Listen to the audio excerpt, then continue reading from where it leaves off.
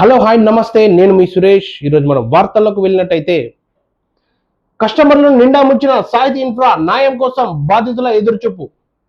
తెలంగాణలో real estate మోసాలకు లెక్క లేకుండా పోతుంది. ఇందులో ఆ సాహితీ రియల్ ఎస్టేట్ సంస్థ ఆగడాలే. రూపాయలు వేల కోట్ల మూట కట్టుకొని కస్టమర్లను ముంచేస్తున్నారు. 5 ఏళ్లైన బాధితులకు మాత్రం న్యాయం దక్కడం లేదు. లగ్జరీ ప్లాట్లని వసూళ్లకు పాల్పడిన సంస్థ ఆ దోపిడీ అంతా ఇంత కాదు, లక్షల కోట్లలో ఉంది.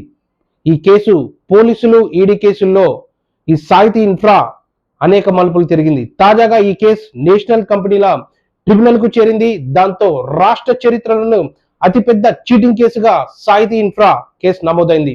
అలాగే బాధితులు ఈడీ ముందు ధర్నాకు దిగారు.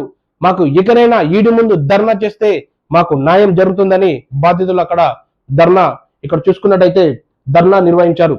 అలాగే ఎన్నో అక్కడ ఇక్కడ అప్పులు చేసి మేము సాహితీ ఇన్ఫ్రాలో ఫ్లాట్లు కొనేందుకు, అక్కడున్న విల్లా కొనేందుకు మేము డబ్బులు వారికి ఇచ్చాము. కానీ వారు మాత్రం 5 సంవత్సరాల నుండి అసలు రెస్పాన్స్ లేకుండా, అసలు ఫోన్ చేస్తే ఫోన్ కట్ చేయడం, అసలు బోర్డు తిప్పేయడంతో ఆఫీసే మూతబడిపోయిందని ఆడ కస్టమర్లు వాపోతున్నారు. అలాగే దీనికి కస్టమర్లు వడ్డీలు కడుతూ వడ్డీ వ్యాపారులు వాళ్ళ ఇంటి దగ్గరకు వచ్చి ఇబ్బందులు పెడుతున్నారని చెప్పి ఈరోజు ఈడీ ముందు ధర్నాకు దిగారు.